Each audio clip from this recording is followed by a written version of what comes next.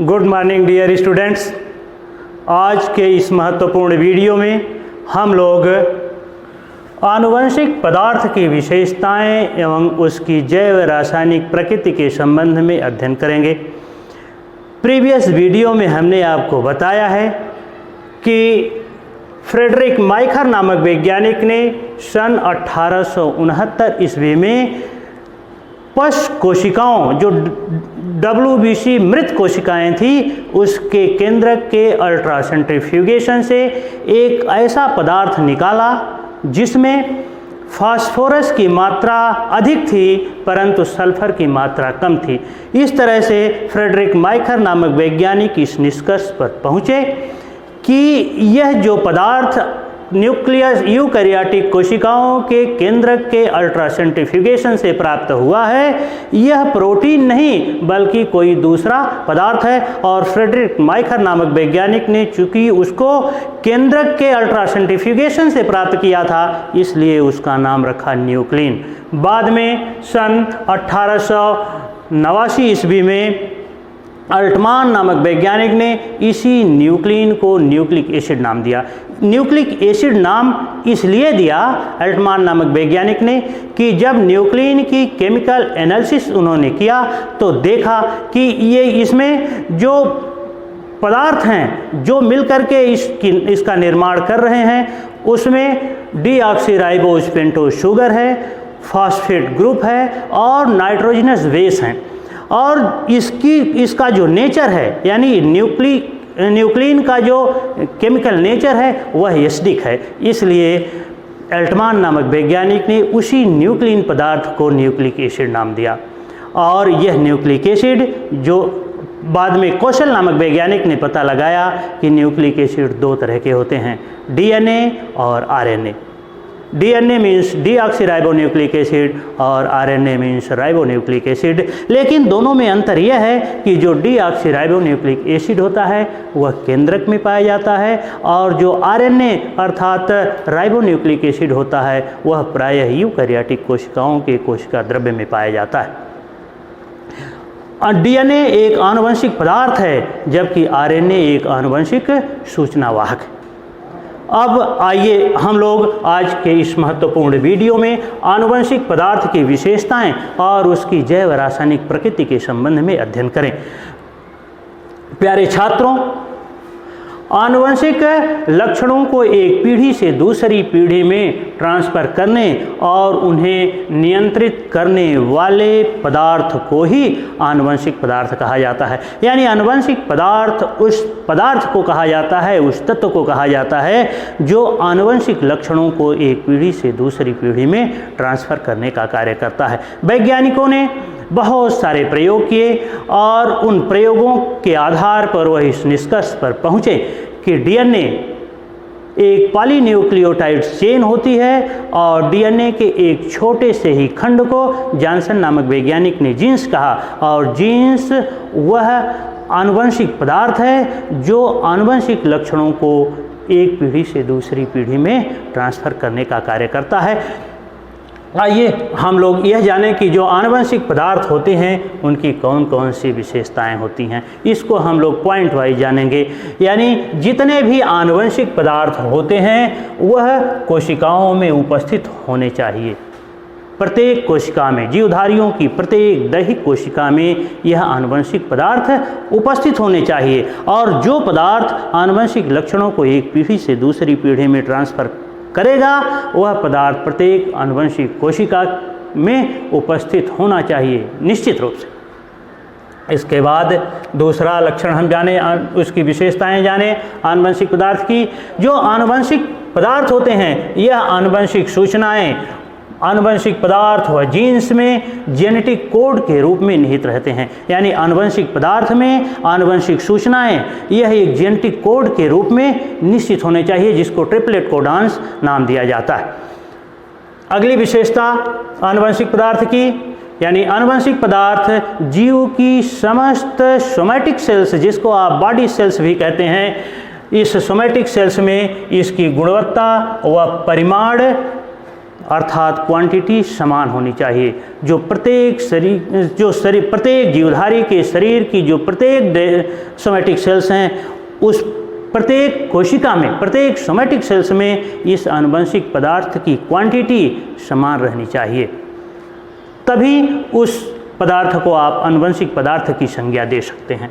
और भी विशेषताएं आनुवंशिक पदार्थ की, जैसे आनुवंशिक पदार्थ का प्रकटन बायोलॉजिकल क्लॉक के अनुसार होता है, जो एम्ब्रियो के डेवलपमेंट, उसकी तरुण अवस्था, परिपक्व अवस्था और उसके सेक्सुअल मैच्योरेशन तथा वृद्धावस्था को नियंत्रित करता है। यानी आनुवंशिक पदार्थ एक बायोलॉजिकल क्लॉक की भांति कार्य करता है, जो उसके जाइगोट के समसूत्री विभाजन से बनने वाले एम्ब्रियो से लेकर के और उसकी वृद्धावस्था, यानी उसके एम्ब्रियो, फिर इसके बाद जो ऑफस्प्रिंग एक नवजात शिशु पैदा होता है उसके, और नवजात शिशु में किस प्रकार से वृद्धि होगी, उसके अंगों का मैच्योरेशन कैसे होगा और यह अंग किस प्रकार से कब कार्य करेंगे, यह पूरी बायोलॉजिकल साइकिल उस आनुवंशिक पदार्थ में संचित रहती है।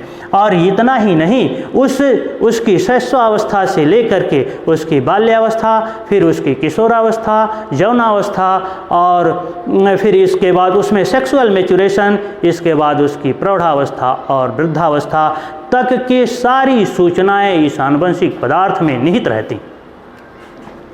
आनुवंशिक पदार्थ में समय समय पर कुछ स्थायी व वंशागत परिवर्तन होते रहते हैं, जो उद्विकास अर्थात इवोल्यूशन और म्यूटेशन अर्थात उत्परिवर्तन हेतु आवश्यक होते हैं। आनुवंशिक पदार्थ जो आनुवंशिक सूचनाओं को एक पीढ़ी से दूसरी पीढ़ी में ले जाने का कार्य करता है, इस आनुवंशिक पदार्थ में इस तरह के भी परिवर्तन होने चाहिए, जिसे यानी सडन इस तरह के परिवर्तन होने चाहिए जिसको आप उत्परिवर्तन कहते हैं। यदि आनुवंशिक पदार्थ में इस तरह के परिवर्तन होते हैं जिससे नई जीव जातियों की उत्पत्ति हो और उसमें इवोल्यूशन हो, यानी उसका क्रमिक विकास हो, ग्रेजुअल इवोल्यूशन उसका हो, क्रमिक विकास हो, इसी पदार्थ को जो जिसमें इस प्रकार की विशेषताएं होंगी, ग्रेजुअल इवोल्यूशन करने की उसमें विशेषताएं होंगी, उसे ही आनुवंशिक पदार्थ की संज्ञा दी जा सकती है।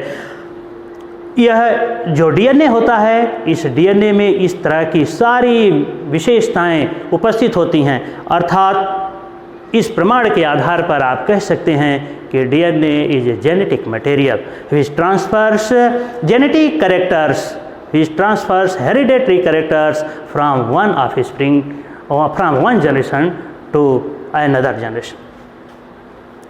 अब आइए हम लोग आनुवंशिक पदार्थ की जैव रासायनिक प्रकृति के संबंध में अध्ययन करें। आनुवंशिक पदार्थ एक ऐसा पदार्थ होता है जो आनुवंशिक सूचनाओं को कोड के रूप में एक पीढ़ी से दूसरी पीढ़ी में ट्रांसफ़र करने का कार्य करता है।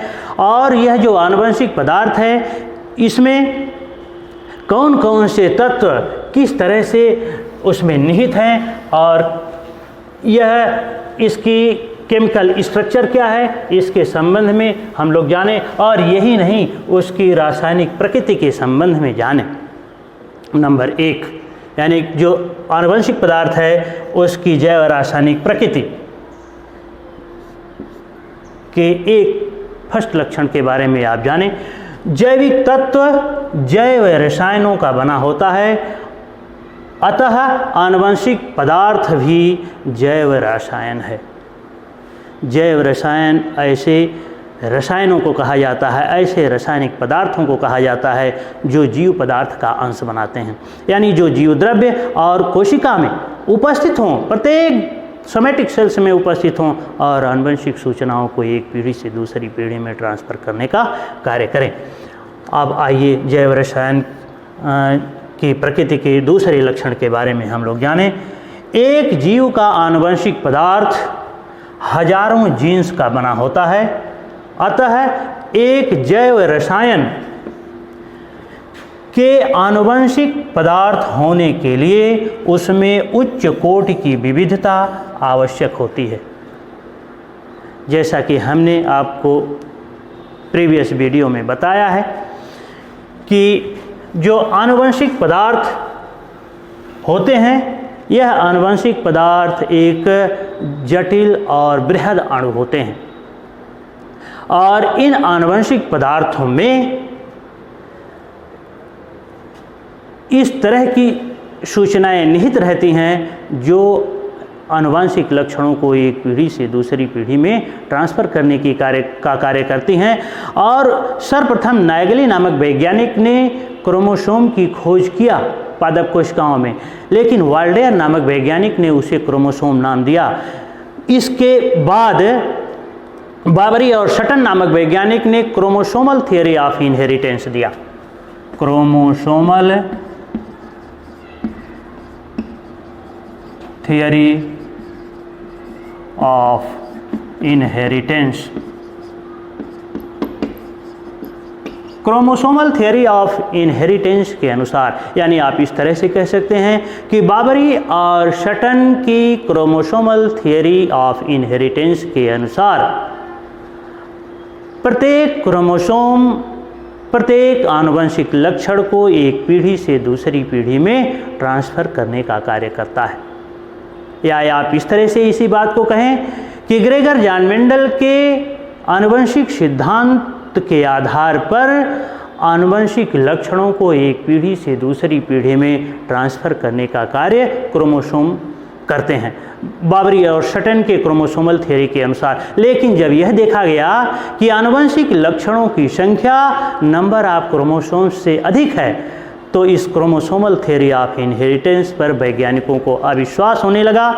इसी बीच जॉनसन नामक वैज्ञानिक ने जीन्स की खोज किया और उन्होंने बताया कि जो क्रोमोसोम्स होते हैं, जो डीएनए और प्रोटीन्स के बने होते हैं, इस क्रोमोसोम्स पर छोटी छोटी संरचनाएं पाई जाती हैं और जिन्हें क्रोमोमियर्स कहा जाता है। बाद में इसी क्रोमोमियर्स को जीन्स माना गया और माना यह गया कि जीन्स डीएनए के वे छोटे से छोटे खंड होते हैं जिसमें ट्रिपलेट कोडॉन्स होते हैं और यही जीन्स आनुवंशिक लक्षणों को एक पीढ़ी से दूसरी पीढ़ी में ट्रांसफ़र करने का कार्य करते हैं।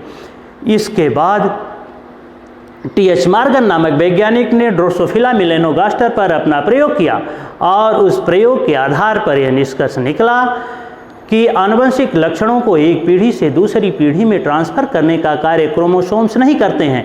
आनुवंशिक लक्षणों को एक पीढ़ी से दूसरी पीढ़ी में ट्रांसफ़र करने का कार्य क्रोमोसोम्स पर उपस्थित जीन्स करते हैं, यानी क्रोमोसोम्स पर जीन्स पाए जाते हैं और क्रोमोसोम्स रासायनिक दृष्टिकोण से न्यूक्लियोप्रोटीन के कण होते हैं, अर्थात इसके चारों तरफ प्रोटीन की खोल होती है और अंदर इसमें डीएनए होता है और DNA is a genetic material. DNA के एक छोटे से पार्ट को, जिसे आप जीन्स कहते हैं, यह जीन्स ही आनुवंशिक लक्षणों को एक पीढ़ी से दूसरी पीढ़ी में ले जाने का कार्य करता है। या आप इसे इस तरह से कहें कि ग्रेगर जॉन मेंडल के आनुवंशिक सिद्धांतों के आधार पर उन्होंने जो बताया था कि कोई एक ऐसा कारक है जो आनुवंशिक लक्षण को एक पीढ़ी से दूसरी पीढ़ी में ट्रांसफ़र करने का कार्य करता है,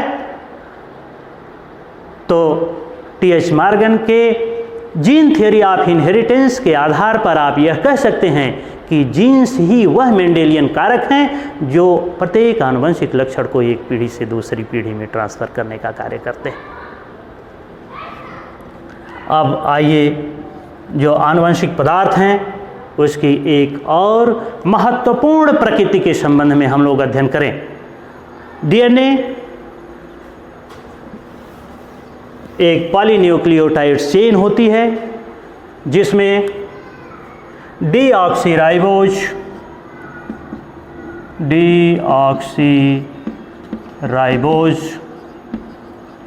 पेंटोज शुगर होती है, फॉस्फेट ग्रुप होता है और नाइट्रोजन बेस होते हैं। नाइट्रोजन बेस होते हैं और यह नाइट्रोजन बेस दो तरह के होते हैं, प्यूरिन्स और पिरिमिडिन्स। जो प्यूरिन्स होते हैं यह भी दो तरह के होते हैं, एडेनिन और ग्वानिन। वैज्ञानिकों ने यह भी पता लगाया कि यह जो पिरिमिडिन्स होते हैं यह भी दो तरह के होते हैं। डीएनए में जो पिरिमिडिन्स होते हैं यह भी दो तरह के होते हैं, साइटोसिन और थायमिन। साइटोसिन और थायमिन अर्थात डीएनए के एक न्यूक्लियोटाइड में एक डीऑक्सीराइबोज पेंटोज शुगर, एक फॉस्फेट ग्रुप और कोई एक नाइट्रोजन बेस होते हैं। लेकिन हमने बताया है आपको कि डीएनए एक पॉलीन्यूक्लियोटाइड है। बहुत सारे न्यूक्लियोटाइड फॉस्फोडाइएस्टर बंध द्वारा जुड़ करके एक पॉलीन्यूक्लियोटाइड चेन की संरचना बना करते हैं।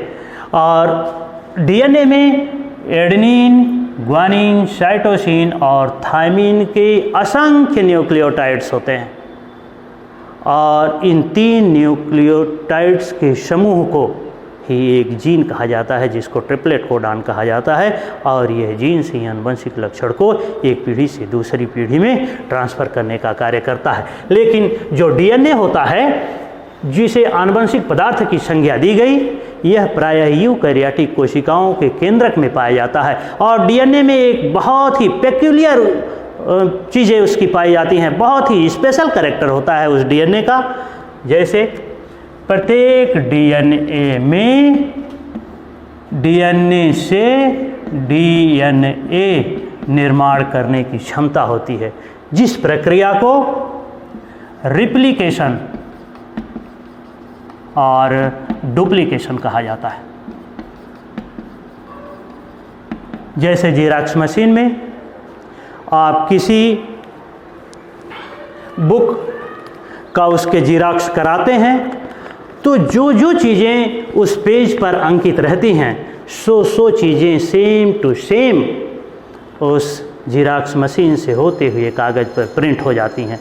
ठीक उसी तरह से डीएनए में इस प्रकार की क्षमता होती है कि वह ठीक अपनी जैसी डीएनए निर्माण करे, यानी डीएनए में उसकी प्रतिकृति यानी उसकी कॉपी तैयार करने की क्षमता होती है, जिसको रिप्लिकेशन ऑफ डीएनए अथवा डुप्लीकेशन ऑफ डीएनए कहा जाता है। एक और भी कैरेक्टर अभी हमने आपको बताया है कि जो डीएनए होता है वह एक आनुवंशिक पदार्थ है जो यूकैरियोटिक कोशिकाओं के केंद्रक में पाया जाता है और आरएनए एक आनुवंशिक सूचना वाहक है। परंतु एक और भी पेक्यूलियर कैरेक्टर इस डीएनए में पाया जाता है, वह यह है कि डीएनए से आरएनए निर्माण करने की भी क्षमता होती है। डीएनए से आरएनए का भी निर्माण होता है। इसी प्रक्रिया को ट्रांसक्रिप्शन कहा जाता है। ट्रांसक्रिप्शन कहा जाता है। और आरएनए से पॉलीपेप्टाइड चेन अर्थात प्रोटीन्स का निर्माण होता है। इस प्रक्रिया को ट्रांसलेशन कहते हैं। ट्रांसलेशन अर्थात अनुवादीकरण।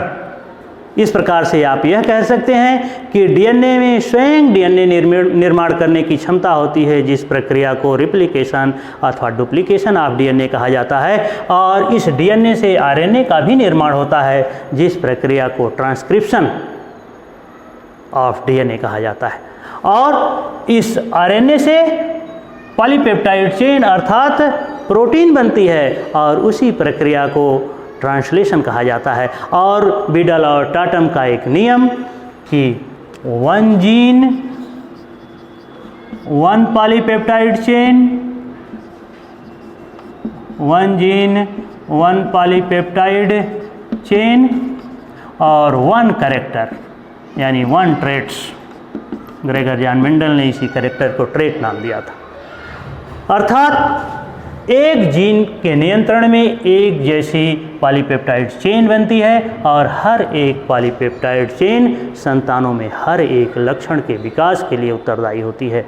अर्थात जो आनुवंशिक पदार्थ है उसमें एक बायोलॉजिकल क्लॉक होती है जो आनुवंशिक लक्षणों को जाइगोट में यानी गैमेट सेल्स के माध्यम से जाइगोट में पहुंचाए, और जाइगोट ही एक पीढ़ी से दूसरी पीढ़ी को लिंक करने वाली सेल होती है। यूनिसेलुलर डिप्लॉयड स्ट्रक्चर है, और उसी जाइगोट में बार बार समसूत्री विभाजन के फलस्वरूप एम्ब्रियो का निर्माण होता है।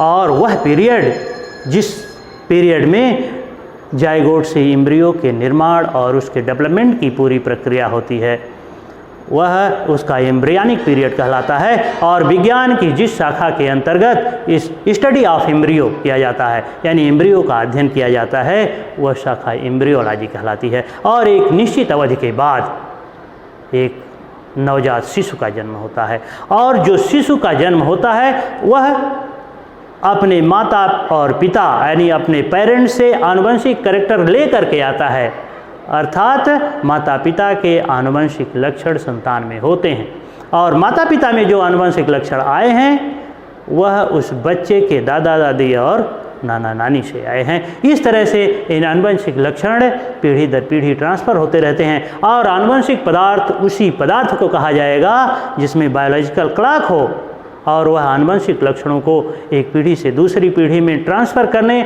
और उन लक्षणों के एक्सप्रेशन करने का भी कार्य करे। अब आगे एक और भी लक्षण जिसका जिक्र अभी हमने किया कि जो डीएनए होता है उसमें आरएनए निर्माण करने की क्षमता होती है, और आरएनए पर अमीनो अम्ल के कोड होते हैं, और यह अमीनो अम्ल के कोड के अनुसार एक बहुत सारे अमीनो अम्ल क्रमशः जुड़ते जाते हैं, और पॉलीपेप्टाइड बंध द्वारा जुड़ करके एक लंबी श्रृंखला पॉलीपेप्टाइड चेन का निर्माण करते हैं जिसको प्रोटीन कहा जाता है। और यही प्रोटीन्स आनुवंशिक लक्षणों के विकास के लिए उत्तरदायी होते हैं, और यही प्रोटीन्स उन लक्षणों के एक्सप्रेशन के लिए उत्तरदायी होते हैं संतान में, और यह उसके जीवन पर्यंत, उसके जन्म से लेकर के उसके शैशवावस्था, उसकी बाल्यावस्था, किशोरावस्था, उसकी यौनावस्था, और यहाँ तक कि उसके सेक्सुअल मैचुरेशन, फिर उसकी प्रौढ़ावस्था और वृद्धावस्था तक, यह जीवन पर्यंत उसमें लक्षणों के एक्सप्रेशन और उसके आचार और व्यवहार को नियंत्रित करते हैं। तो इस तरह से हम इन विभिन्न प्रयोगों और जैव रासायनिक की पदार्थ की प्रकृति और उसकी विशेषताओं के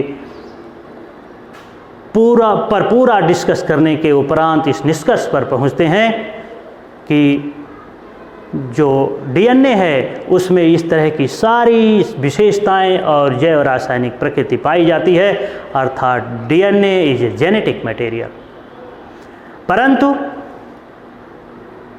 वायरस में आरएनए भी एक जेनेटिक मटेरियल है, और हमने अभी आपको एक सामान्य सी बात बताई कि डीएनए से आरएनए बनता है, आरएनए से पॉलीपेप्टाइड चेन बनती है, और ये पॉलीपेप्टाइड चेन अर्थात प्रोटीन लक्षणों के विकास के लिए उत्तरदायी होती है।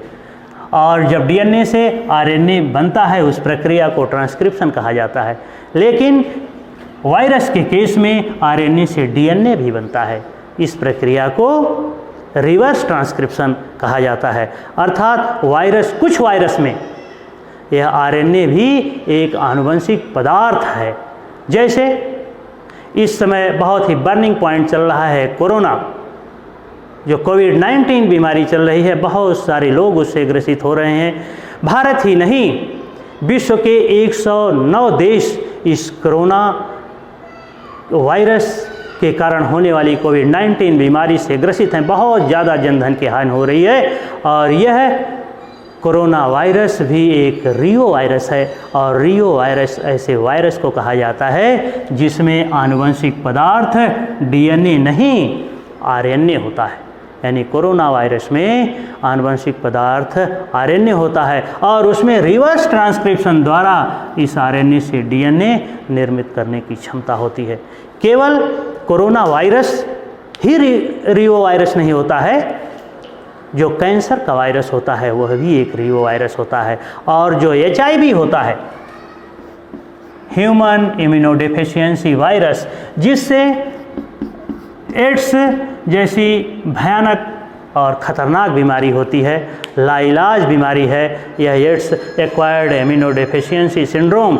और इस एड्स का कारक जो HIV होता है, ह्यूमन इम्यूनोडेफिशिएंसी वायरस होता है, यह भी एक रियो वायरस है, अर्थात इसमें भी आनुवंशिक पदार्थ RNA ही होता है। सामान्यतः यह भी बताया जाता है कि DNA एक डबल हेलिकल स्ट्रक्चर है और RNA एक सिंगल हेलिकल स्ट्रक्चर है, अर्थात DNA द्विसूत्री संरचना होती है, RNA एक सूत्री संरचना होती है। लेकिन प्यारे बच्चों, यहाँ ये बात एक और भी हम बताएं कि बहुत सारी ऐसी DNA का पता चला है जो एक सूत्री होती है, और यह जीवाणुओं में जो प्लाज्मिड्स होते हैं वह भी सर्कुलर DNA ही होते हैं जो सर्कुलर फॉर्म में पाए जाते हैं। अब नेक्स्ट वीडियो में हम इस बात के प्रत्यक्ष और अप्रत्यक्ष दोनों ही तरह के प्रमाण देंगे कि DNA is a genetic material. Thank you.